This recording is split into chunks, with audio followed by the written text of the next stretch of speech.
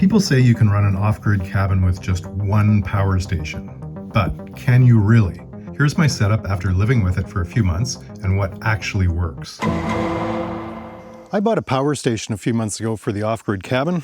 I'm going to tell you the honest truth about my experience with it and really just how it changed things completely for me up here at the off-grid cabin. I've just been using basically marine cell batteries up here for years, but recently I upgraded to lithium. And I've got an EcoWorthy 12 volt cold technology Bluetooth lithium battery here. I found this to be really convenient because I can just basically pop the app open on my phone and check the power consumption on this battery anytime I want. In here is where I store my inverter. This is a 1000 watt inverter from Redundancy. This is a pure sine wave inverter.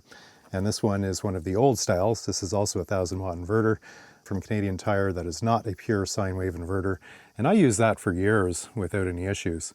I've also got a couple of marine cell batteries down at the bottom there, again, just for redundancy. And those are my solar controllers to make sure that I'm not overpowering any of my batteries. Allpowers sent me these last year. These are 400 watt portable solar panels. They've served me well. Kaya is looking for mice. And I've got a couple of solar panels over here as well. And these ones are permanent, obviously. 150 watts, 100 watts, and 100 watts. My challenge though is, if you look up here, lots and lots and lots of trees. Now, this is the reason why, just before I take you up inside the cabin and show you how everything is set up, this is the reason why you want to have a generator, gas generator. On shady days, and a lot of my days are shady, little gas generator. This is the Honda 2000 watt generator, excellent generator, probably the best you can get if you're looking for one that size. And I just have to run that every couple of days to top up my power stations and batteries. Okay, buddy. Let's go inside. Yeah. Come on, bud. Come on. No, she likes it outside.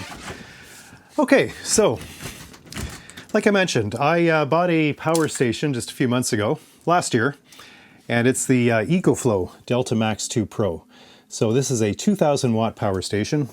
All the plugs are in the back here, and then the data display is in the front. So we can see right now it's at 55%, and it's drawing 33 watts now. So all of that 33 watts is coming from those 400 watt solar panels from Allpowers, but it is a completely overcast day. So of course it's not going to get much sun on a day like this. And then I've also got an Allpowers R2500. And Allpowers sent me this for a review last year, and it has the same power capabilities as the EcoFlow, but you can see it has a much bigger footprint. It is, heavier in pounds, and you're probably not going to be able to hear it in the video here, but it has a very loud, sort of whiny, squeaky fan. So I'm not a big fan of it. I'm not a fan of the fan, but as a power station itself, it works really well. So how is all of this stuff being powered up here? You can see I'm a musician. I've got some music gear up here. Surprise, this is a fridge. I love this little fridge. So the Allpowers is powering up basically just the fridge. And it also trickle charges my phones. I have a guitar amp here that it is powering up. I've got a couple of little power banks that I keep on top here. So essentially the Allpowers is a dedicated power station for just my fridge and for phones and anything that I need to power by USB. My music equipment, my computer, my computer monitor, you can see I've got a Bluetooth speaker there, a little window fan. And these lights, my main lights, so this hanging light here, then this one over here, they're all powered by the EcoFlow. In the kitchen area here, I've got a kitchen light up here, and then you'll see the little twinkly lights. They are all powered off of that lithium battery that I showed you outside. And that lithium battery basically also acts as a backup. So essentially between my 2 power stations and the lithium battery, I've got 5,000 watts to play with. Now those are 5,000 watt hours. So basically, as you add everything up, your fridge, your computer, charging things, your lights, all of that will consume, you know, a certain amount of energy per hour. So your biggest ones, of course, are going to be the fridge. You may not have this cool a fridge. This is the coolest friggin' fridge in the world. Right, Bob? A small bar fridge, you're looking at about 50, 60 watts an hour. Other fridges, you may have different experiences with them depending on the size and the energy efficiency. My music gear doesn't take too much power at all.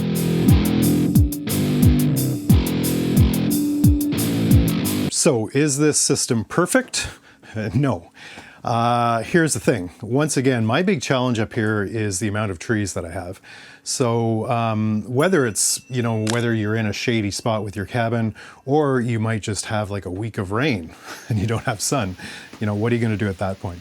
That's why it's a really good idea to have redundancy. I basically have several levels of redundancy here. Gas generator, very important to have. I've got the 2 power stations, I've got a 12-volt lithium battery, and then I do still have a couple of 12-volt marine cell batteries. If everything fails, I can always go back old school. But really good to have those, you know, different levels, because you don't know what's going to happen. You know, maybe one of your power station fails.